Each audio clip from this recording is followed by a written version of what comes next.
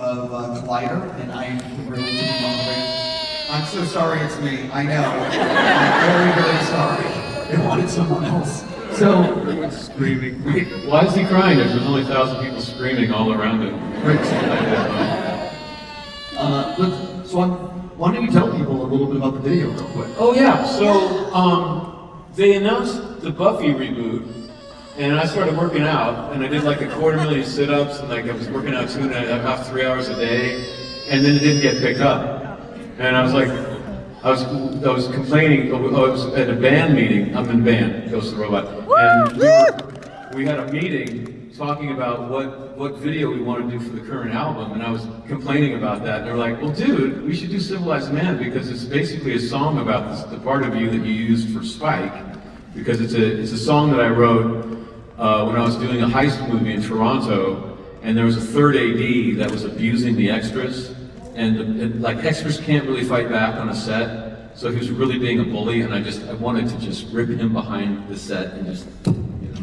But it had been like 4 years since I was in a fight, and I was like really trying to grow up. I couldn't do that anymore, and instead I did it like an adult, and I talked with the first AD, this is not acceptable, and I went home and wrote the song instead of going to jail. So they were like, well, dude, if you let's do our own Buffy reboot. You know, let's do a video. So we just decided to do a Spike video. But we were very careful. There's no copyright infringement on that, so that Disney can't take it off the air.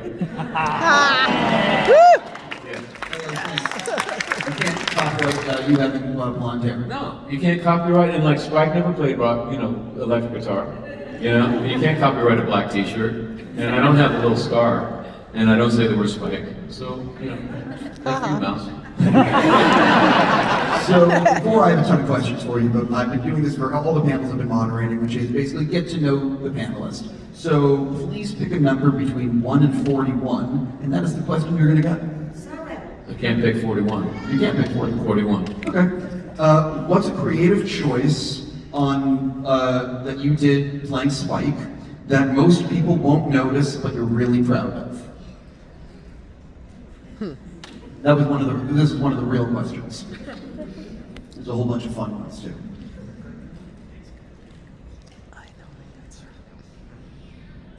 That's a really good question. But I mean, to tell you the truth, sometimes you do have an actor's secret, With other roles, I would have had a better answer. But well, if you want to touch I'm on not sure if I really had an actor's secret. Well, if you want to touch on a different role. Well, okay, here's a good story. So I was doing The Witches of East End with Julia Ormond, who's a wonderful actor, and it's basically a show about a princess from another dimension who runs away from her bad dad and goes to Earth to try to live a normal life, but she's a witch, and her sisters are with her, and they're witches, and she has daughters, and they're all witches. And I come in with the dad trying to find her, and I'm like the second-hand guy to the king, and I'm like murdering people, and I murder her daughter and everything. I'm just horrible. And he's kind of I'm playing what I think is kind of a two-dimensional villain. And I'm like, man, that's not interesting enough. And I go into the producer's office and I go, okay, this is what I'm thinking for my character. So I come from a feudal society. Kings and queens are feudal. It's not a democracy over there. And basically, what happens in a feudal society is if there's no legal heir to the throne, then the whole country collapses into civil war as someone tries to take the throne.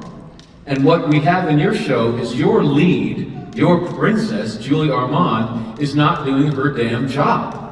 She decided to go and abdicate the throne and go have fun and discover herself on Earth.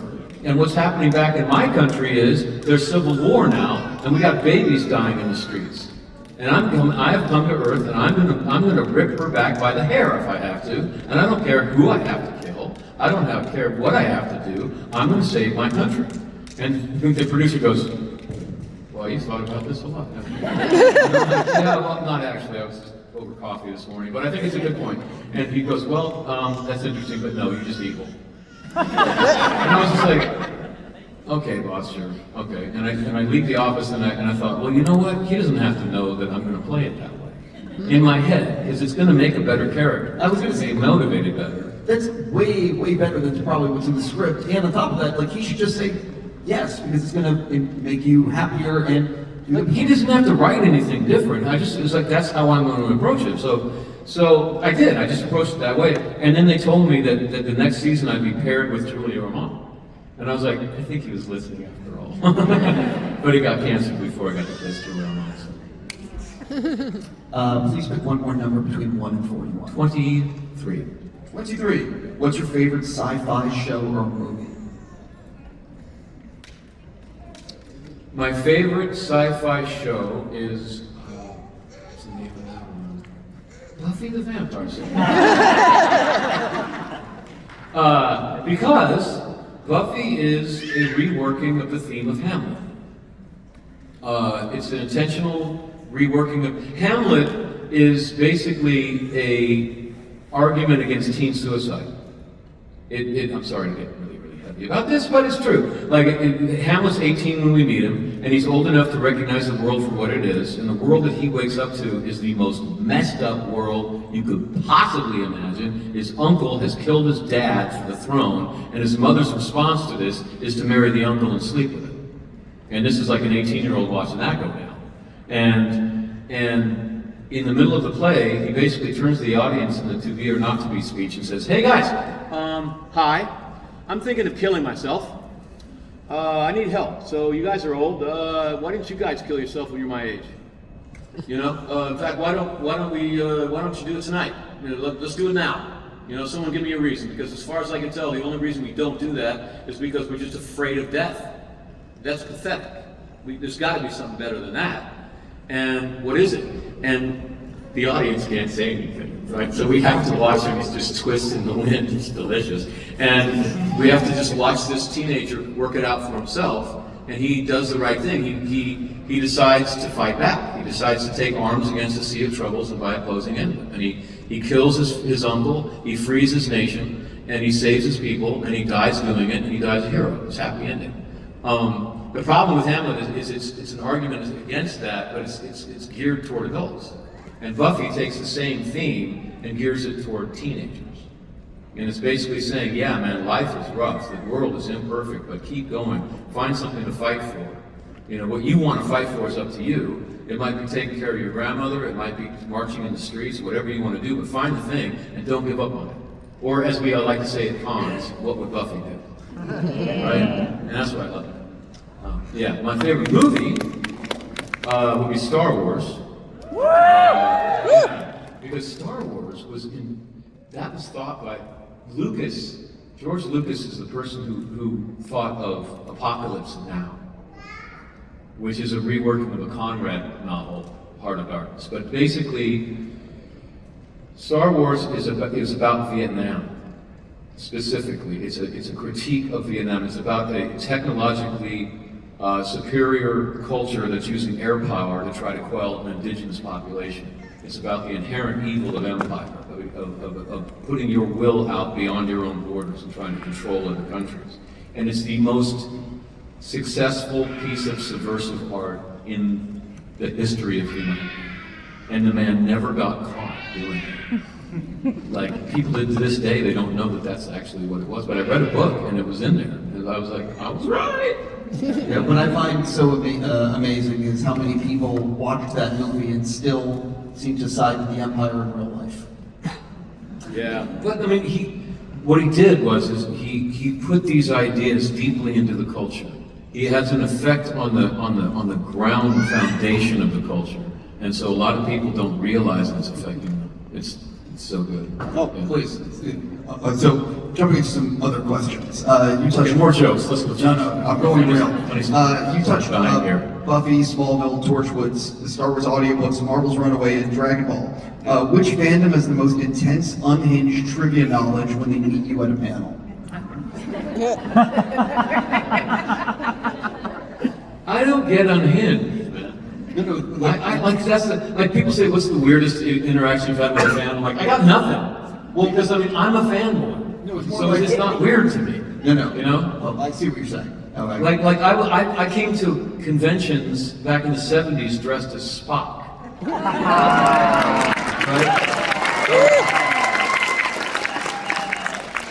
Like that was back when you could only be, the only thing to be, it was just Star Trek conventions. It was nothing else. And we invented this. And then I remember when the Space 1999 people came along, and we hated you guys. It was so funny. It was like the sharks and it was like we thought we were gonna rumble or something. But we've grown up now, and we can all be together, and it's all good now. But you know, so what some people might consider to be weird, I guess, or unhinged, I just like I'm with my tribe, so it's all good. 100%. I grew up going to Boston Comic-Cons that were in this hotel that was like near Chinatown and like the upper. I don't know if any of you guys are old enough to. What was it? Yeah, it was like on, like you had to take these elevators to get up to like the 18th floor. It was not what it is now, where it's, you know, anyway. So, moving on. For millions of fantasy readers, you are Harry Dresden. When you're sitting alone in a recording booth, doing dozens of unique character voices for a 15-hour audiobook, how do you keep track of everyone without blowing out your vocal cords? Well, the voice gets tired. You're talking for 8 hours a day without a break, so your voice does get tired. But yeah, the Dresden Files has hundreds of different characters, and I cannot keep track of them. I mean, I know who they are, but specifically what they sound like, we have hundreds of files. And I just say, can you play that file? And they, you know, this is from 5 books ago, and they play me a little snippet of that character. I'm like, oh yeah, I remember. And we go from there. The problem is that the publisher changed. It's changed twice now, because we've been doing it for 20 years, and they lose the files. And I'm like, okay, it sucks to be you, but you're gonna have to go find new files. I can't do that, and so yeah, so I have help. You are a notoriously huge Dragon Ball Z nerd in real life. So what was it like stepping onto the set of Dragon Ball Evolution as a hardcore fan, and what was your reaction to the prosthetic makeup transformation? It was horrible. It's horrible because we were in denial. We all wanted it to be good so bad. We couldn't admit that this is just a train wreck. We're like, we're fine, right? We're gonna make it good. We're gonna make it good. Like, they lied. They said it was a $130 million budget, and Stephen Chow was producing. And Stephen Chow did Kung Fu Hustle. If anyone's ever seen Kung Fu Hustle, it's mysterious, it's violent, it's funny, it's horrifying. It's everything that Dragon Ball would need. And then we all get to Durango, Mexico, and we find out it's a $30 million budget, and Stephen Chow was just on paper to fool us down into the desert of Mexico. It was horrible. But yeah, I remember I went into Open Rebellion. They had me in the makeup chair, and I was in the makeup chair for 14 hours on the first day because they didn't want to make me green. And I said, well, you don't have to make me green, but if you want me to come out of the chair, then I have to be green. But it's up to you whether you want me to play the role or not. And the lawyers were getting called, and the producers were coming in frothing in the mouth, and I was like, fire me. Because if I go out there and I'm not green, my career's over. So you telling me my career's over, it does nothing. So finally, after 14 hours, they sprayed me green, and I started working. But yeah, it was not pretty quickly. I was going to say, it takes balls to actually do that. Sorry for my language. But like to stand up and say, I'm not... Sorry, Piccolo's green. He's green. I mean, it's one important thing about it. You know? 2, pointed ears and green. Let's just get those 2 things right. Oh, God, yeah. And here's another... So they hired the stunt crew from the same people that do John Wick. Like the best, 87? yeah, Or 87? 8711. So these guys are super tight. So I had Danny Hernandez doing the stunts for Piccolo, and I was like, this is going to be awesome because I love doing stunts. But then me and Danny together, we're going to get the best stuff. They never used Danny. They never used him once. They didn't want to pay for the makeup man to make him up as Piccolo. So they just had this cheap pullover mask for him, and it didn't look good, so they couldn't use him at all. So I remember I realized that they were never going to use Danny when they called me to set and they sit me down and Danny's up on this cliff.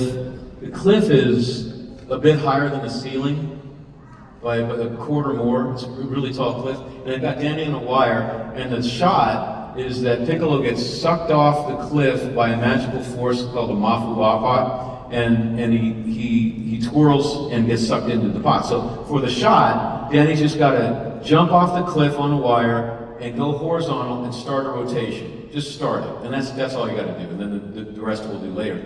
Danny oversells the jump and comes slamming back against the cave wall, and his cheese grates against it. And then they lower him down. He's like, okay, that was horrible, let's try it again. And the director turns to me and goes, ready?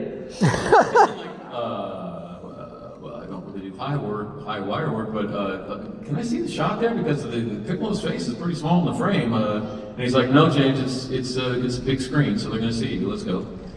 And I was like, okay. and I go up there, and luckily, I don't know why, but we got it in 3 shots, in 3 takes. And they lower me down, and the head of the stunt crew is walking by with a walkie, he doesn't see me, and he goes, well, we got away with that one. That's a tough shoot, man. Everything about that says no. Just no. So obviously I'm going to talk about Spike. Yeah. You started as a 1-season villain, I think we all know this, and became one of the most beloved characters on TV. When did you realize the writers were going to keep you around for good? Never. Never. I was always surprised. Let's see. They told me in the beginning, have no illusions. Vampires are metaphors for the challenges that you have to overcome in life. So vampires are designed to die. You are going to die. Like Josh backed me up against the wall at one point. He was like, I don't care how popular you are, kid, you're dead. You hear me? You're dead, dead, dead. And I was like, it's your football, man. So I was under no illusions that I wasn't going to die in season 2. It was the only question was I going to get 5 episodes or 10 episodes? And I just wanted the 10. And I got 10, and it was over. And then they had me back for 1 episode in season 3. That's kind of a little stunt casting or whatever, and that was it. No more plans after that. But then for season 4, they did the Angel spin-off, and they lost Cordelia over to Angel. And Cordelia was the character in Buffy that says, Buffy, you're stupid, your hair looks terrible, we're all gonna die. And they needed someone to be in that role, and they decided that Spike would be good for them. The problem is they had a hard time getting me in the room without lighting me on fire from sunlight to tell Buffy that her hair was bad. I was just like, running in with a smoky blanket every episode. The crew hated that, and it just wasn't sustainable. And I started to really worry that it just wasn't going to work. And then I met Emma Caulfield, and I'm like, oh, it's over. She's the one. She's obviously the one to say that to Buffy. And so by the time they put me in the Hawaiian shirt, I was like, okay, they're turning him into a cheap laugh, and then I'm going to die. It's obvious, like it's all over. And then it wasn't over for some reason. But every year they would come to me and they would say, James, we don't know what to do with Spike. We got no ideas for you. We know what to do with all the other characters. We know the arc for the whole season and everything, but for you, we don't know. And that's just not a really great place to be as far as job security. So no, I never really was sure that it was going to work. That's great. It's an amazing story and also crazy at the same time. Yeah. I mean, what ended up happening though was a happy accident because, for most characters, there's a smooth arc of beginning, middle, and end, and a story of a change or transformation that's fairly smooth. With Spike, because I was plugged in just to facilitate everybody else's journey, Spike's journey becomes like this. It's always different. It's almost like a different role every season. And because they were such great writers, it all stitched together into one character. But it was all kind of a good, happy accident, actually. I definitely want to touch on, you had to bleach your hair. a lot. And I read that you used peroxide directly on your scalp. Is that? Yeah. Yeah, like it was explained to me that a vampire is dead, so your hair doesn't grow when you're dead, so you cannot have any roots. And so on the bottle of the bleach, it says you can't use this more often than every 6 weeks. It's not healthy or safe. And we used it every 8 days. So we were pouring the bleach on top of the wounds and the blisters from the previous week's bleaching. And it was like 3 days after the bleaching, I would comb my hair and just chunks of my scalp would be coming off. It was brutal. But it looked really good. Oh yeah, right. Like at any point were you like, this might be like permanent damage and... Yeah, but I mean, what are you gonna do? Like, this is a great role, you know? Like, if I go bald, I'll just go, you know, you look good. Yeah. For a lot of guys, I was like, I'll just deal with that when it comes, man. I'm not gonna let go of this character. No way. Sure, yeah. So you're born and raised in California. Yeah. But Anthony had helped refine your iconic punk accent. Yeah. How often do fans approach you at conventions and look genuinely offended when you speak in a natural American accent? All the time. It's so bad in England. It's their parade, man. Give us your sexy British accent. What's wrong with the American one? It's not so hot, really. No, it's like when people say it's weird for you to say American, I'm like, well, I'm only British if you pay me. Oh, you pay for the autograph? Yeah, yeah. I'm British. Yeah, born and raised London. Yeah, no problem. It's amazing you switch it on like that. Amazing. I actually, not to put myself into this, but I interviewed someone who I didn't realize was Welsh. And on TV he spoke in English, and I sat down with him backstage at a Comic-Con and we're doing the interview, and I think I said something of like, it's something really stupid, I did it years and years ago, but like, what are you doing the accent for? You know, something like that, and then he's like, but I'm from, I'm like, oh, yeah, it was very embarrassing. So, getting back to you. Spike's solo, Rest in Peace, is widely considered one of the best numbers in television history. When Joss announced the musical episode, were you thrilled because of your music background, or terrified of doing rock vocals and leather pants on a cemetery set? The entire cast was horrified that we'd be doing a musical. No one was doing a musical. What are you doing, we thought. It's a perfectly good show and you're ruining it. Like, this is such a risk. Tony Head and I were comfortable singing publicly. I was already in a band. Tony played Frankenfurter in Rocky Horror Picture Show at the West End. You know, so he's good singing. The rest of the cast had a really good argument saying, hey man, you hired me to be a one-camera comedic / dramatic actor. This is not my wheelhouse. You're gonna make me do something that I don't do in front of millions of people. It's not fair. You're gonna ruin my career. That's a really good argument, actually. Sarah actually asked if she could juggle live chainsaws rather than sing. And she was serious. She was like, that would be more safe for my career if I cut my hands off than to do this.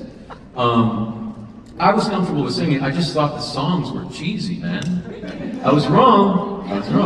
But the problem was, Joss gave us a cassette of him singing the songs. And it's just him on a piano, plunking the piano not well, and singing not well at all, and I'm sorry, but it didn't sound good. It just didn't. And we were all horrified, man.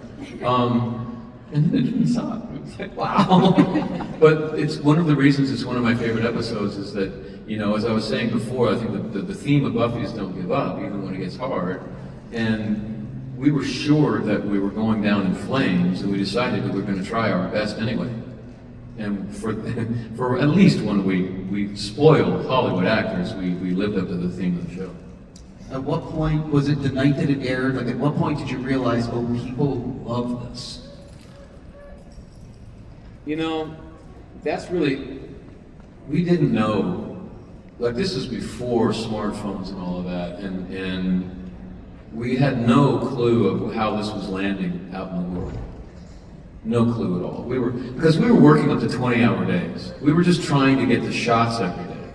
We were just trying to live up to these scripts that were so well written that there was so much gold in the mountain that it was impossible to mine all the gold. Like the scripts are actually funnier than the show. Like how many people have read the scripts? Okay, what do you think? I think the scripts are funnier than the show. What do you think? Right? Yeah, there's always something that's in there that we didn't have time to get, so it was kind of heartbreaking. But so that's what we were concentrating on. I remember there was a thing called the posting board party, because the internet was around, and there were people on the internet, you know, typing to each other and everything. And one was called the posting board, and they did a party for these people in the Veterans Hall in Los Angeles, and invited the cast, and we went. And it was pandemonium. People were so excited. I remember the cast was like, "What was it popular? Oh my God!" And that was in like season 4, season 5, season 6, something like that. So we, generally speaking, we didn't really understand the waves we were making.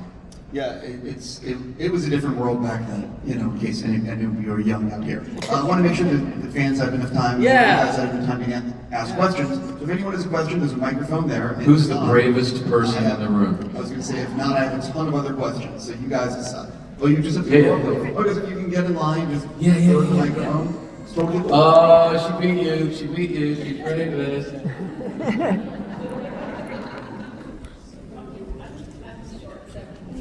Yeah. So, my thing that I want to ask you is, it may be an unpopular opinion, but who do you think, and I think that's why I actually love Buffy more than Angel, and what is your thoughts, because your character went from, like, as you said, up and down, but there was a clear, this guy is kind of bad, to, like, going to Buffy and fighting for his soul, and, like, what is your opinion on that?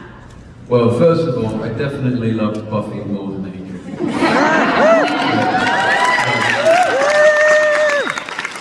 Angel is a brat, and we all know it. There we go. Buffy called out to a part of him that should have been dead. You know, the small flicker of a soul that was actually still in there, and that he hadn't experienced in a long time. She called out that and illuminated it, and set him on a course to actually save himself. So he is inspired by her. He is in awe of her.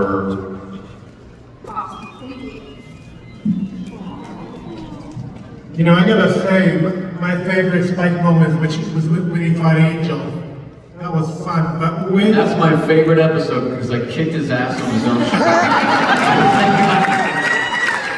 I'm sorry, I got a little weepy there because in my mind there's still a little tiny Sunnydale, a little tiny Buffy, and a little tiny Spike. And he loves her. But I want to know, when do you think Spike shine the most, Buffy or Angel? On the show, which show did he shine the most? Shine the most? Like where he had the most to do. Man, I mean, I had more lines on Angel, but I think I was more terrified by the things that they made me do on Buffy, which was, you know, like as an artist, you want to be outside of your comfort zone. And I was definitely outside of my comfort zone a lot on Buffy, and so I'd probably say I'm proud of the stuff that I did on Buffy, because it's scary. But I'm happy about it. You said you're from here? What's that? You're from Massachusetts? No, man, I'm from California, so that's awesome. California, when you do come out here, what is like your favorite like go-to? Lobster. I heard the answers, I was at asking that. Yeah, lobster roll, man. I had one. What was it? I had one on Friday night. It was so good. I have to ask, can I interject? I had one last night. Where did you go? Just the hotel? Oh, yeah. Are you here tonight? No. Well, I was going to say, next time you come back here, someone recommended called Yankee Lobster, Yeah. which is right near here. I walked there last night, and I'm not joking, it was the most lobster meat I've ever had in my life. Right? Lobster roll. So fresh. It was tender, so yeah. Not to put myself in the I'm thinking you're Yankee Lobster. Yeah. I guess I'll have one follow-up question. I wonder your take on people on Dragon Ball and that entire thing. Yeah. What was everyone else's reaction to that factor? How did everyone else kind of, I don't know, was it a recovery for everyone or just you? Oh, what, the cast? Yeah. Everyone. How did they? I don't know about the recovery. I just remember Chow Yun-Fat and I were we're talking out in the desert. I don't forget what we were talking about, and then that's when someone told us about the fact that Stephen Chow was just a lie, and the budget was 30 instead of 120 million. And I just remember spitting into the dust with Chow Yun Fat. Pleasure. Yeah. Hello, my name is Sharon. I'm really excited to see you. I'm just going to quickly say that I wasn't going to come today, or I wasn't going to come to the expo at all, but my friend texted me and said that you were coming, so I got to ticket. So I'm really happy. Welcome to the party. So my question is not really a question. My favorite episode of Buffy is Tabula Rasa, and I don't know if you need like a reminder. Okay. What are your like memories of that? Do you have like any stories you want to say or? No, it's just that's when I think I clocked that the show was peaking. I think we peaked in 6, and I think we peaked with the musical followed by Tabula Rasa. And I just remember we were shooting that, and we were missing doing the musical because by that time, by the end of doing the musical, we knew that it was working, and we were having a great time. We were terrified in the beginning, and then just on fire by the end of it. And we were all like, man, I just want to do a musical. It sounds boring. And then someone just goes, guys, I don't know. I think this one is one of our best shows too. And we all went, yeah, actually, you know. And you know, it's interesting because like most shows, especially now, like the first season is really amazing. The second season is good. The third season, you're kind of like, it's not as good anymore. But Buffy just got better and better for 6 years.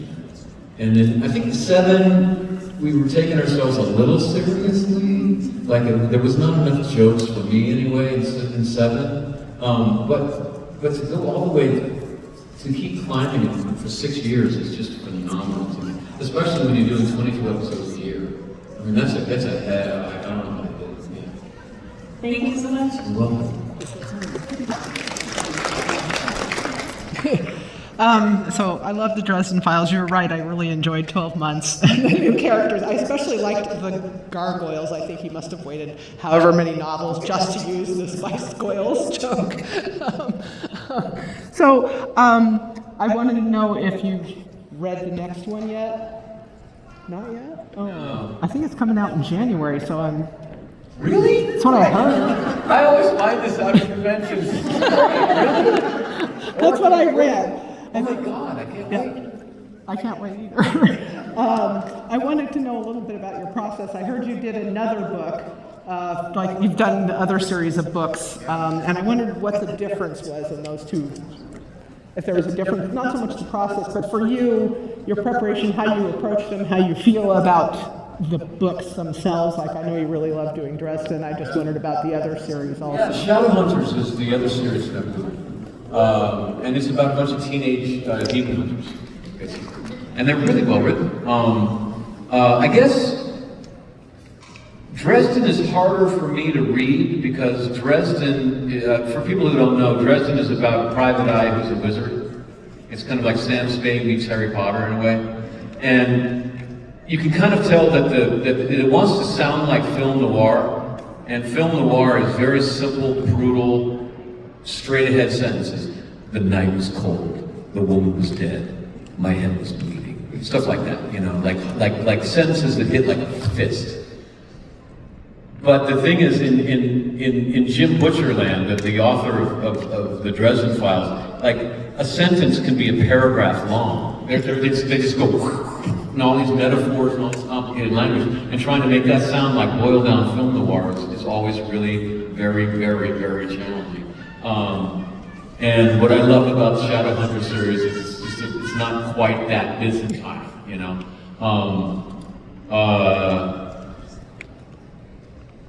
I don't know, Patty. Like every author has their own specific style, and all words will tell you how they want to be handled if you listen carefully. So the words want to be handled differently, but I don't really have words to express what that really means. All I will say is, in this new book, there's some really spicy guy-on-guy team action. Yeah. Oh, okay. Thank you. Actually, before we get to the next question, because because we're running out of time, I want you to be aware of that, so that way we can try to get through these as fast as we can. You got it. Hi. Oh my God, that's so loud. Oh, be a rock star. Kiss that thing. Hey, baby. I am a musician, so I'm used to getting really close. I didn't know I was going to ask a question, but then you started talking about Hamlet. I'm actually co-directing and I'm in a production of Hamlet right now. Do you have any generalized advice or really strong opinions about Hamlet that we should take into consideration? Yes. Have you cast Hamlet yet? Yes. Okay. Can they credibly play a teenager? Yes. Then you're good. Yes. Yeah. Yeah. You do not want some 45-year-old Hamlet talking about, I don't know what to do. I got to think about this. Like, no. Exactly. No, it's got to be a young person. In fact, Mel Gibson played Hamlet in the Zeffirelli film, and even though he was wrinkled, but he played the teenager so well, it was incredible. The only other thing is, I will say, is that Hamlet really is a 3-hour play about a guy who's deciding whether or not to kill somebody. So it can be kind of like, I don't know, it's very serious, and he thinks a lot, but he's a stand-up comedian. And there's a lot of jokes in Hamlet, and it makes sense if you think about it. If you're gonna have a guy pondering a question, give him humor while he's pondering it. Shakespeare's not an idiot. And because a lot of actors are playing Hamlet, this is my great moment, they just blast past all the comedy. But if you lean into the comedy, it really works a lot better. Okay, this is very affirming, thank you.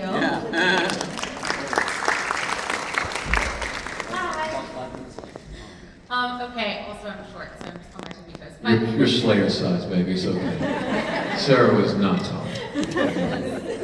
So I'm here because I love you so much in how you brought Dresden Files to life. That series has gotten me through some pretty awful stuff. And just I have so many moments. I know my top moment, but I have so many moments and so many impactful things from the character arcs in that book that I'm really just curious if you had like a top favorite piece to read or a top favorite like character arc that you got to follow through with that series. Oh my God, so many. There's so many. It's Like Butters getting a lightsaber. Oh, come on, man. You know, I love Butters. Butters is that character that he begs you not to take him seriously, but like he don't take no guff, man. Like that Butters kicks butt, you know, and give that good man a lightsaber. Chichen Itza with Susan dying. You know, that was I couldn't get through that because I was crying so much. Oh, wow. And I'm a dude, so I was like all ashamed that I'm weeping during the thing. And I finally finished the chapter, and the director, who's a dude too, I look up to the booth. He's like, "That was really good, man. Let's take 10 minutes." Like 10 minutes. I was like, "Oh, thank God, it's you too."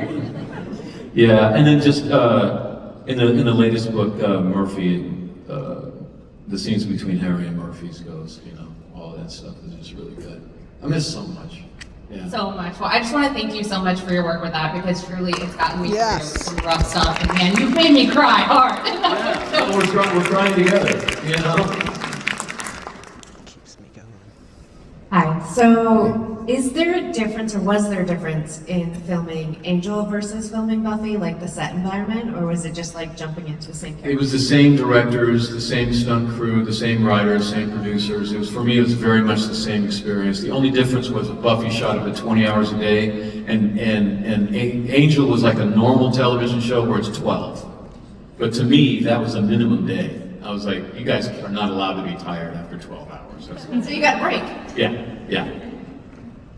Hello. Hey. I don't know if you're aware that they're making a spin-off series for the newer Slayers from Buffy.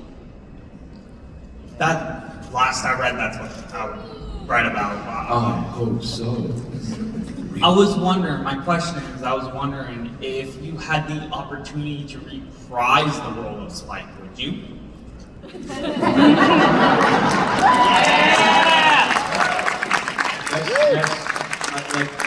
That was kind of what we wanted to find out with that video, is could I? You know? And I'm like, after 25 years I can do it. Let's do it. That's amazing. So, Spike was the character that I related to the most. I was wondering if you thought that he was a good guy that just thought bad things and did bad things, or he was a bad guy that did his best to be good.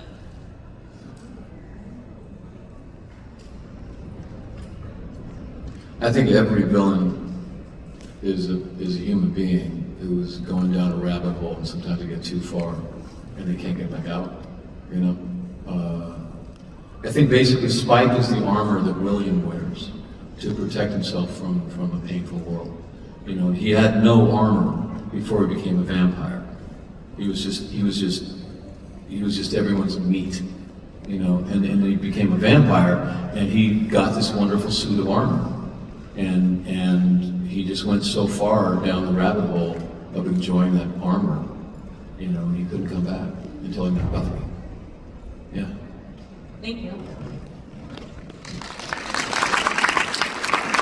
I'm going to be sorry to say that this will be our last one. No! We can't go No. Okay, How's it going? Sorry guys, last one. What's up? So quick question. So if there was like a spin-off on Spike that focused on Spike, would you ever do that? And if there was Yes. for a horror movie with Terrifier 4 being made, would you be in it as like the victim or as like the killer of Satan in that movie? I would be the killer of anybody but the victim. Yeah. Yeah, I would love to do this question. Yeah. Anything to get back to that character. Guys, you've been amazing. I love you all.